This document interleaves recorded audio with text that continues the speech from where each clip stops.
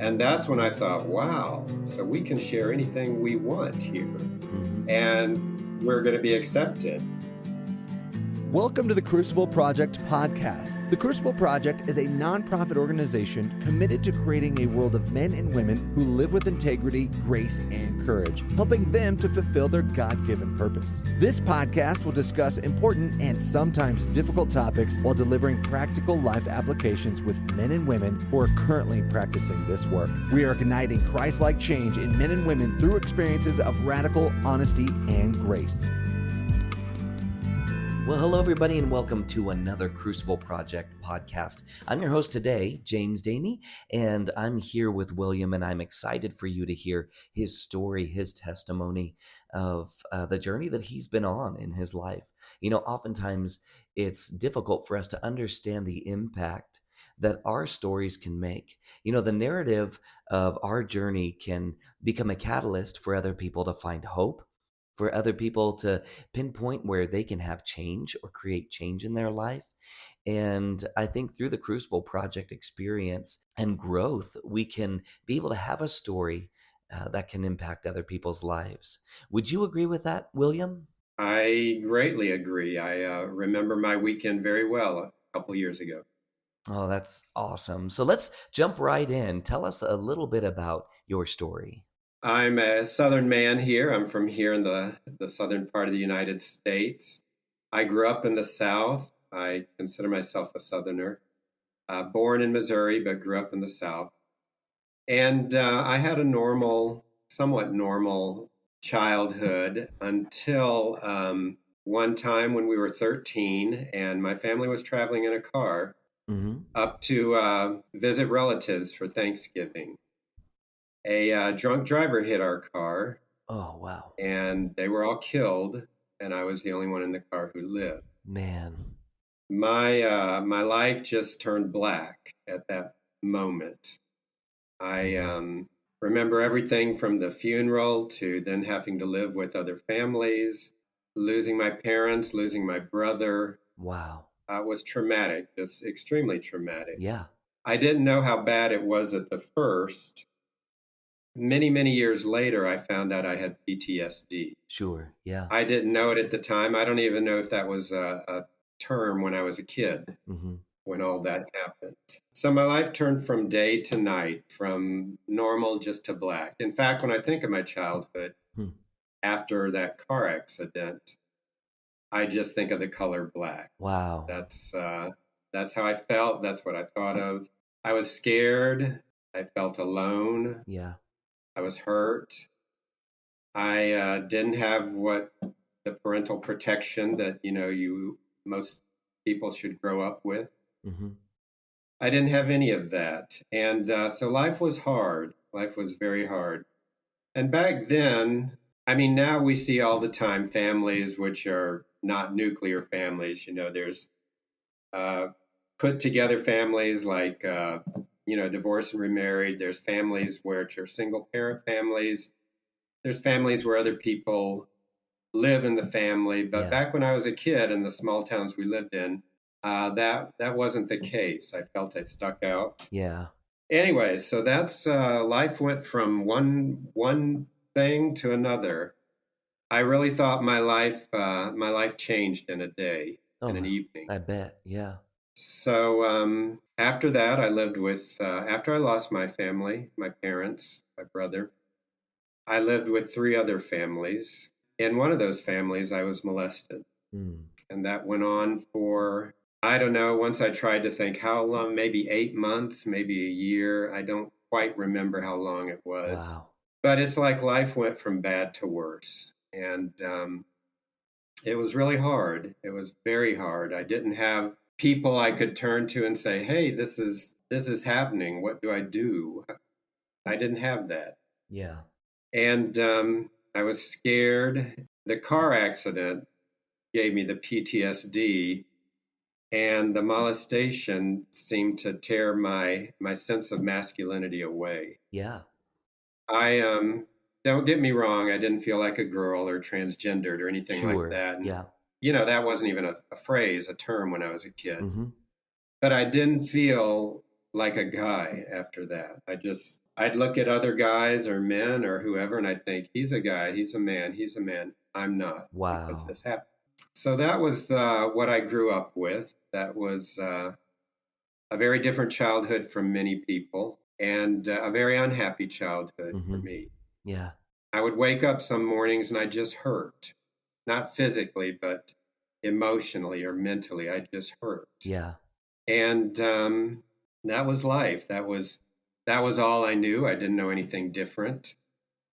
And it also made me feel, when I lived with these other families, I almost felt like I was passed around from family to family. I can imagine. I mean, looking back, the people took me in for good reasons, I assume.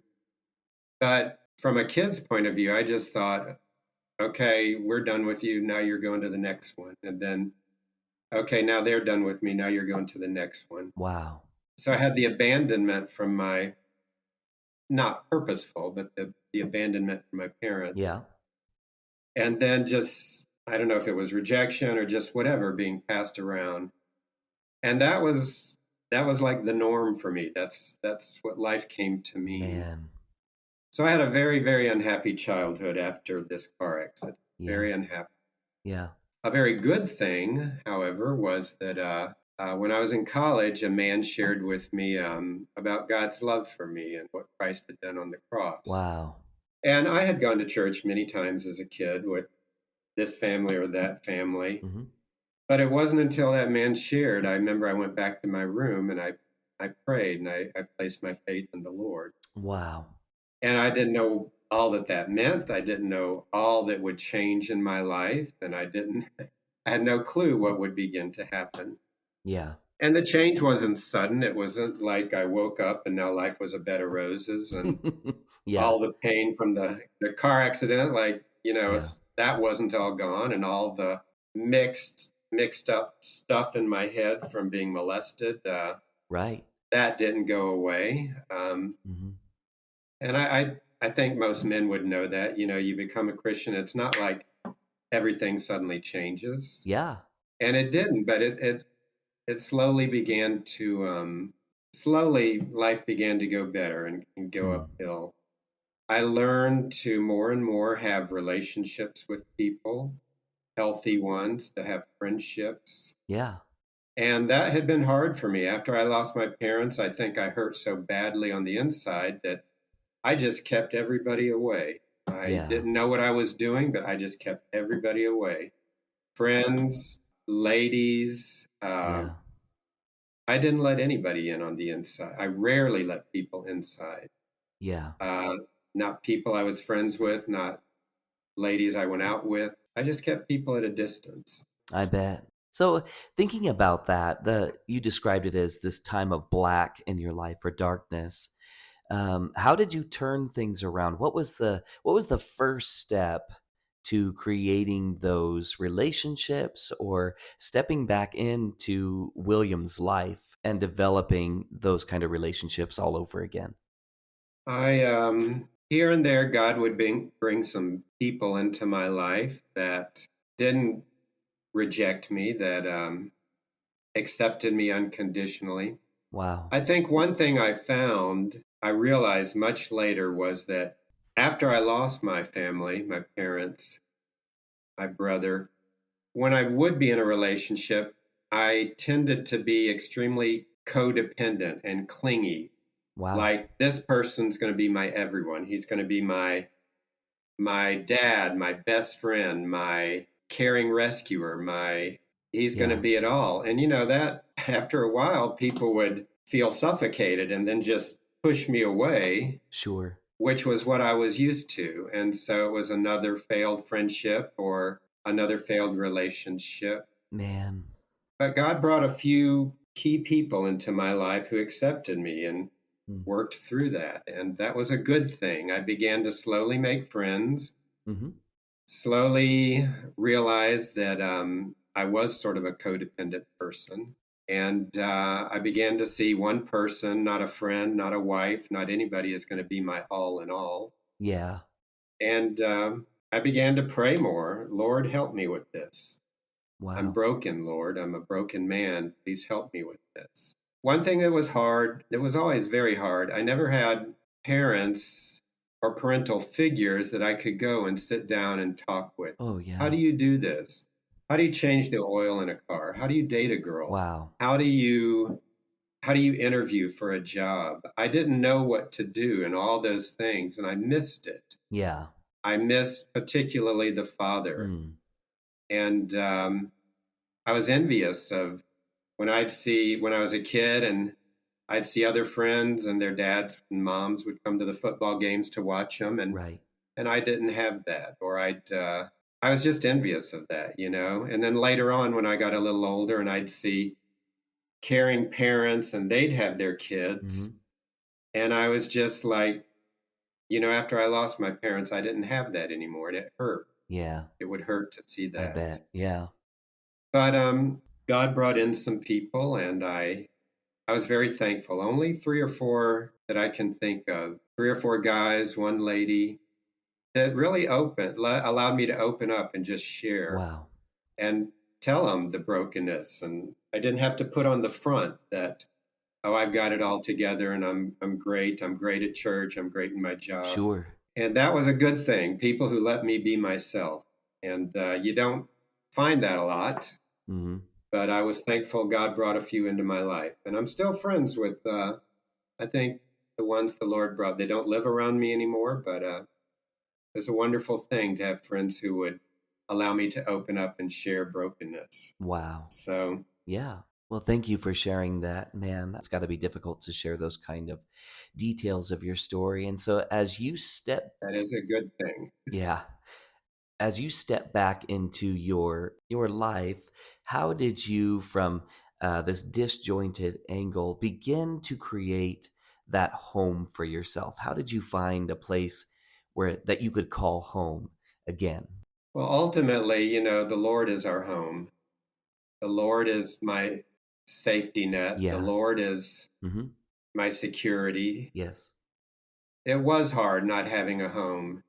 And then when I was an adult, when I was in college and later on, well, where will I go for Christmas? Well, where will I do this? Where will I do that? Yeah. I live in a town near relatives and I see them a lot during the holidays, various holidays. But it was hard. I didn't have places to go and I'd always have to call, hey, can I come over for Thanksgiving? Can I come up for Christmas? Yeah. Can I do this? Can I do that? So that's a little answer to your question there. Yeah, I agree with that 100%, man. Well, let's transition a little bit into your experience with the Crucible Project and what kind of impact that made on your life, Okay. and a little bit of how it's helped you to move forward in your healing process with all that you've seen and experienced. Well, let me back up a minute and say how I even learned about the Crucible Project. Sure. A number of years ago, maybe over a decade ago, I think, I went to a men's retreat. Okay. And met some people. And through 1 or 2 of them, learned about a counselor here where I live in Texas that dealt with sexual brokenness. And I remember I arranged and went to see this man. Yeah. And got a lot of work done on the sexual brokenness, being molested. One thing I remember I learned, it wasn't my fault. Yeah. And I was a victim. It wasn't my fault. And that was a great thing to be cleared of. Absolutely. Anyways, through this man and through a couple of others, I learned about a weekend called the Crucible Project. And this man said, you ought to go there. It's a great weekend. It's a men's retreat. It's not your typical church men's retreat weekend where you'll sit down and sing songs and listen to Bible teaching or someone talk. He said, it's not like that. Yeah. So I kept that in the back of my head. Eventually, when I had the time and when I had the money, I looked the Crucible Project back up. I think I looked it up online or something and found out they have a men's retreat only 2 or 3 hours from where I live. Wow. So I said, hey, I contacted them and I had the time, I had the money. And so in the summer of 2021, I went to the Crucible Project, and I was nervous about going. Yeah. In fact, I got there and I'm like, now, why am I on this weekend? Why am I doing this? Yeah. Is this really going to do anything for me? And I sort of had a negative outlook, and I sort of, I don't know, I felt very insecure, very afraid, and I just, I wasn't quite sure what I was doing there. I remember I kept my head down a whole lot. Sure. I somehow nervousness kicked in, Mm. and I thought, okay, but my friends told me this is a good weekend. My friend told me it's a good weekend, and I'm going to get something out of it. So I endured it. Yeah. And well, at the beginning, I endured it. And I'm like, what am I doing here? What am I doing? Yeah. And there were, I don't know how many of this, there were 13, 15 of us men coming through for the weekend. Wow. So anyways, that's how I got to the Crucible Project. That's how I learned about it, through a friend, through my counseling. And that's how I learned about it. Wow. So what was the other part of your question? I've forgotten already. Yeah, no worries. So, as you went through the weekend or your first experience with the Crucible Project, was there something that enabled you to be able to step into that healing process for yourself, or um, even be able to look at the story or the narrative in your head and kind of turn to a different perspective in that? So any part of the weekend or anything, whether large or small, that might have impacted that, um, and been able to kind of be that catalyst for you, to know that, okay, I can do something here. When I got to that weekend, Uh huh. and the others were there with me on that weekend, I could see right away, without sharing specifics, that this wasn't going to be your typical men's weekend. And I'd heard it wasn't going to be the typical men's weekend, but I didn't quite know what was going to happen. Right. I do remember we got there, I believe, on a Friday afternoon. And Uh then huh. I think by Saturday morning, we were doing things and sharing things. And I realized, and one of the men who was there staffing that weekend got up and told his story. Mm. And he said some things about sex and brokenness, and he got very personal with what he shared. Yeah. And that's when I thought, wow, so we can share anything we want here, Mm-hmm. and we're going to be accepted. Yeah. And that really opened my eyes. And after that, I started thinking, I think some things can happen. Yeah. There was a time when each man did some work. Mm. Uh huh. And when it got up to be my work, I think I was near the last man. I was like, Yeah, me too. I didn't know what I was going to say or do, and I was scared. I was scared the whole weekend, and I think people could tell it. Yeah. I was scared the whole weekend until I did my work. Right. And then I began to, I just told everyone there, I said, I'm very awkward out here, opening my heart, sharing these sexual things, sharing being molested, sharing some of the things I've done and problems I've had. But I had realized that people were being open, people were talking, and I could do that. And I could be accepted. I Mm. wouldn't be rejected. Yeah. You know, there's things about our personal lives I would never share at my work. I would never share with family members, Yeah. extended family members that I have, that I would never share even at church. Right. Maybe in a very small men's group at church or with one or two others, but I don't know that I could ever share at large at church some of these things. Sure. I understand that. Yet there at the Crucible weekend, I did. When Mm. I volunteered to get out and do my work there on the Crucible weekend, they listened to my story. Wow. And then they created a scenario and said, hey, why don't you try and work through something you have in your story right now? And I said, okay, I can do that. Wow. And I said to everyone, but I'm pretty embarrassed out here in front of, 40 men or however many were Yeah. there, 50 Uh-huh. people. And, opening my heart and saying all these things. And they said, hey, we've been there. We've done that. Wow. How many of y'all have done that? And a lot of men, most men raised their hand and said, hey, we've been where you are and we've shared our heart. That's incredible. I shared about the pain of losing my family, of losing my parents, of losing my Mm. brother, who was my best friend. Yeah. I shared about the pain of being passed around. I shared about the shame of being molested and what a stigma I felt it had for many years. Mm-hmm. And they created a scenario, and that was really powerful. And tears came into my eyes. And when I got up from that, Mm-hmm.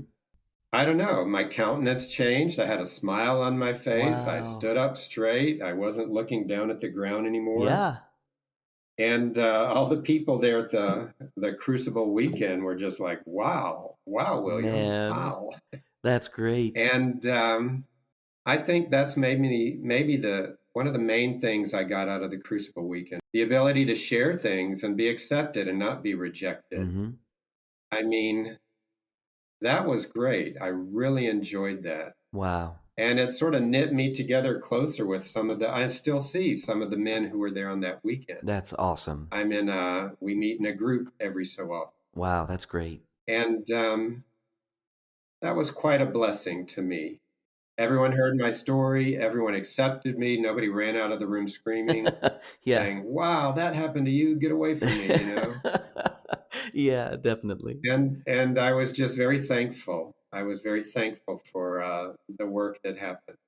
I really felt strong and shining after I got up from that little scenario I did. Sometimes we can let that fear of how will people respond, how will people react to when they hear my story, forgetting the whole time that we all have our hurts and we all have some deep impact that has really created the people we are today, and that we all have that need for healing and for community and just a place to be able to speak those things aloud and find that freedom.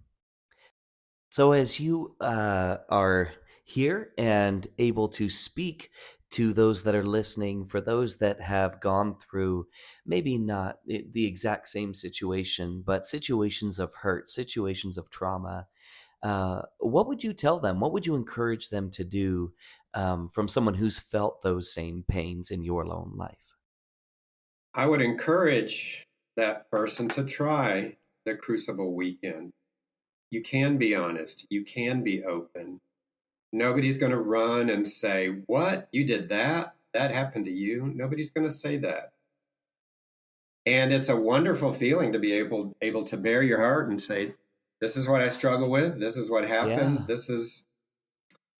This is an area in my life, and it's part of me." right. And at that weekend, people can open up, or people allow us to open up, Hmm. and people accept us. Yes. And that's a great thing. Hmm. I was just thankful for the acceptance, for the openness. And I really felt like it was we were like a band of brothers after I had Yeah, done my weekend. I felt very strong and solid in that. I was thankful for that. absolutely. I enjoyed it. I'm thankful I went. I was scared when I got there. I was scared for maybe the first 12 or 15 or 18 hours there. And then I Yeah, began to see, hey, people are honest. People are yeah. sharing their struggles, their fears, their pains. Hmm. And when we do that, when we open up and let people see our hearts, then healing can be done. Yes. God was God was already healing me from Mm. the moment I got put my faith in Him many years ago in college. But it's been a process, and Crucible was a big part of that. I'm thankful. Other things were part of it too. Yeah. Men's retreats, counseling and therapy I did for the PTSD, for the Mm. being molested. I mean, those are all parts of my healing journey, and Crucible is one of my most recent parts, and I'm thankful for that Yeah. in my healing journey. I'm very thankful. Awesome. It's easy for us to forget that we live in a broken world. This is a hurting, broken world, and the person right next to you could be looking for someone just to give them a hand up, just to help them find a little bit of something to hold on to. maybe slipping away into the hard parts of their story. And so I love that about the community that the Crucible Project brings, and the help that it gives just to be that step up to what's next in our lives. You're right. You're right. I'm thankful for that. I'm thankful God's led me all along the way. Yeah. I'm sure I'll be healing from brokenness until the day life on this earth ends. But I'm very thankful. I'm just a thankful man. God has worked in my life. Yeah.